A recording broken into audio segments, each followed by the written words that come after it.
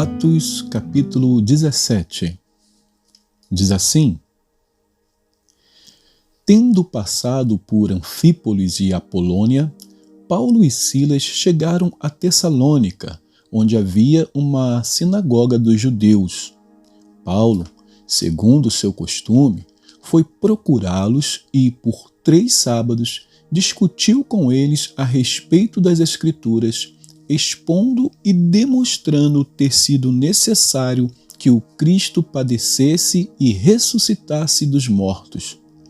Paulo dizia: Este Jesus, que eu anuncio a vocês, é o Cristo.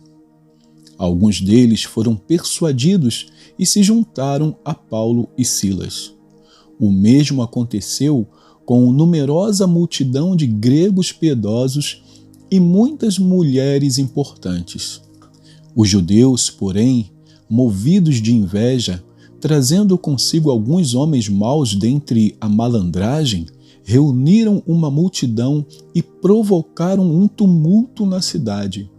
E, atacando de surpresa a casa de Jasão, procuravam trazer Paulo e Silas para o meio do povo. Porém, não os encontrando, arrastaram Jasão e alguns irmãos diante das autoridades, gritando: Estes que promovem tumulto em todo o mundo chegaram também aqui, e Jasão os hospedou na casa dele. Todos estes agem contra os decretos de César, dizendo que existe outro rei chamado Jesus. Tanto a multidão como as autoridades ficaram agitadas ao ouvir estas palavras. Porém, depois de terem recebido deles a fiança estipulada, as autoridades soltaram Jasão e os outros. E logo, durante a noite, os irmãos enviaram Paulo e Silas para Bereia. Ali chegados, dirigiram-se à sinagoga dos judeus. Ora, estes de Bereia eram mais nobres do que os de Tessalônica, pois receberam a palavra com toda a avidez, examinando as Escrituras todos os dias para ver se as coisas eram de fato assim. Com isso, muitos deles creram, mulheres gregas de alta posição social e muitos homens. Mas, logo que os judeus de Tessalônica souberam que a palavra de Deus era anunciada por Paulo também em Bereia, foram lá agitar e perturbar o povo.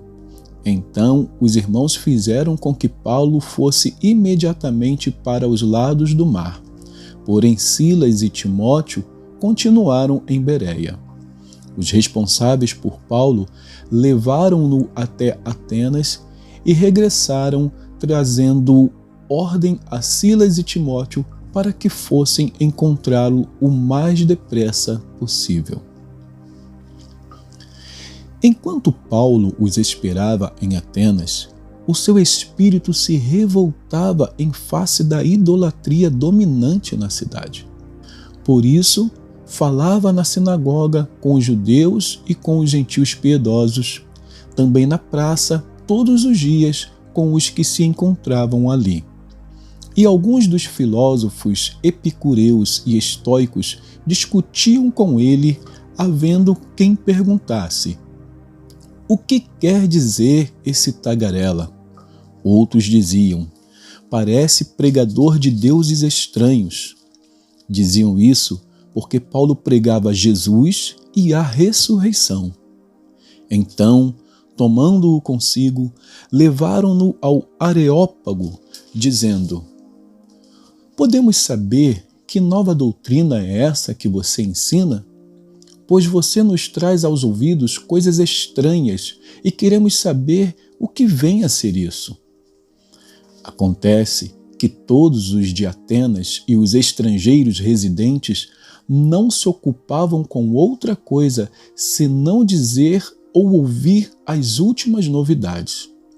Então Paulo, levantando-se no meio do Areópago, disse: Senhores atenienses, percebo que em tudo vocês são bastante religiosos, porque andando pela cidade e observando os objetos de culto que vocês têm, encontrei também um altar no qual aparece a seguinte inscrição: ao Deus desconhecido. Pois esse que vocês adoram sem conhecer é precisamente aquele que eu lhes anuncio. O Deus que fez o mundo e tudo o que nele existe, sendo ele Senhor do céu e da terra, não habita em santuários feitos por mãos humanas, nem é servido por mãos humanas como se precisasse de alguma coisa, pois ele mesmo é quem a todos dá vida, respiração e tudo mais. De um só homem fez todas as nações para habitarem sobre a face da terra, havendo fixado os tempos previamente estabelecidos e os limites da sua habitação, para buscar em Deus se, porventura, tateando, o possam achar, ainda que não esteja longe de cada um de nós. Pois nele vivemos, nos movemos e existimos, como alguns dos poetas de vocês disseram, porque dele também somos geração. Portanto, visto que somos geração de Deus, não devemos pensar que a divindade é semelhante ao ouro, à prata ou à pedra, trabalhados pela arte e imaginação do homem. Deus não levou em conta os tempos da ignorância, mas agora ele ordena a todas as pessoas, em todos os lugares, que se arrependam, porque Deus estabeleceu um dia em que julgará o mundo com justiça por meio de um homem que escolheu, e deu certeza disso a todos, ressuscitando-o dentre os mortos. Quando ouviram falar de ressurreição de mortos, uns zombaram e outros disseram: a respeito disso, ouviremos você em outra ocasião. A essa altura, Paulo se retirou do meio deles. Houve, porém, alguns homens que se juntaram a ele e creram. Entre eles estava Dionísio, o Areopagita, uma mulher chamada Dâmaris e, com eles, mais algumas pessoas. Vamos então a Pedro, agora no capítulo 4. Pedro, capítulo 4, diz assim: Ora, tendo Cristo sofrido na carne, estejam também vocês armados do mesmo pensamento. Pois aquele que sofreu na carne rompeu com o pecado, para que, no tempo que lhes resta na carne, vocês não vivam mais de acordo com as paixões humanas, mas segundo a vontade de Deus. Porque basta que, no passado, vocês tenham feito a vontade dos gentios, tendo andado em práticas libertinas, desejos carnais, bebedeiras, orgias, embriaguez e em detestáveis idolatrias. Por isso, falando mal de vocês, estranham que vocês não se juntam com eles no mesmo excesso de devassidão, eles que terão de prestar contas àquele que é competente para julgar vivos e mortos. Pois para este fim, o Evangelho foi pregado também a mortos, para que, mesmo julgados na carne segundo os homens, vivam em espírito segundo Deus. O fim de todas as coisas está próximo. Portanto, sejam criteriosos e sóbrios para poderem orar. Acima de tudo, porém, tenham muito amor uns para com os outros, porque o amor cobre a multidão de pecados. Sejam mutuamente hospitaleiros, sem murmuração.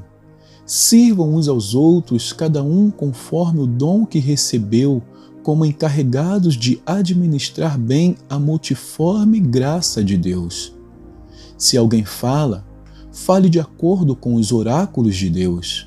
Se alguém serve, faça-o na força que Deus lhe dá, para que, em todas as coisas, Deus seja glorificado por meio de Jesus Cristo, a quem pertence a glória e o domínio para todo o sempre. Amém. Amados, não estranhem o fogo que surge no meio de vocês, destinado a pô-los à prova, como se alguma coisa extraordinária estivesse acontecendo. Pelo contrário, alegrem-se na medida em que são coparticipantes dos sofrimentos de Cristo, para que também, na revelação de sua glória, vocês se alegrem exultando. Se são insultados por causa do nome de Cristo, vocês são bem-aventurados, porque o Espírito da glória, que é o Espírito de Deus, repousa sobre vocês. Que nenhum de vocês sofra como assassino, ou ladrão, ou malfeitor, ou como quem se mete na vida dos outros. Mas, se sofrer como cristão, não se envergonhe, pelo contrário, glorifique a Deus por causa disso. Porque chegou o tempo de começar o juízo pela casa de Deus. E, se começa por nós, qual será o fim daqueles que não obedecem ao Evangelho de Deus? E, se é com dificuldade que o justo é salvo, que será do ímpio e do pecador? Por isso, também os que sofrem segundo a vontade de Deus, entreguem a sua alma ao fiel Criador na prática do bem. Capítulo 5. Aos presbíteros que há entre vocês, eu, presbítero com eles, testemunha dos sofrimentos de Cristo e ainda coparticipante da glória que há de ser revelada, peço que pastoreiem o rebanho de Deus que há entre vocês, não por obrigação, mas espontaneamente, como Deus quer, não por ganância, mas de boa vontade, não como dominadores dos que lhes foram confiados, mas sendo exemplos para o rebanho. E quando o Supremo Pastor se manifestar, vocês receberão a coroa da glória que nunca perde o seu brilho. Peço igualmente aos jovens, estejam sujeitos aos que são mais velhos, que todos se revistam de humildade no trato de uns com os outros, porque Deus resiste aos soberbos, mas dá graça aos humildes. Portanto, humilhem-se debaixo da poderosa mão de Deus, para que Ele, em tempo oportuno, os exalte. Lancem sobre Ele todas as suas ansiedades, porque Ele cuida de vocês. Sejam sóbrios e vigilantes. O inimigo de vocês, o diabo, anda em derredor, como o leão que ruge procurando alguém para devorar. Resistam-lhe firmes na fé, certos de que os irmãos de vocês, espalhados pelo mundo, estão passando por sofrimentos iguais aos de vocês. E o Deus de toda graça, que em Cristo os chamou à sua eterna glória, depois de vocês terem sofrido por um pouco, Ele mesmo irá aperfeiçoar, firmar, fortificar e fundamentar vocês. A Ele seja o domínio para sempre. Amém. Por meio de Silvano, que considero um irmão fiel, escrevo para vocês de forma resumida, exortando e testemunhando que esta é a genuína graça de Deus. Continuem firmes nessa graça. Aquela que se encontra na Babilônia, também eleita, manda saudações, e o mesmo faz o meu filho Marcos. Saúdem uns aos outros com um beijo fraterno. Paz a todos vocês que estão em Cristo. E mais um livro nós terminamos aqui, a primeira carta de Pedro. E que Deus abençoe a porção da sua palavra.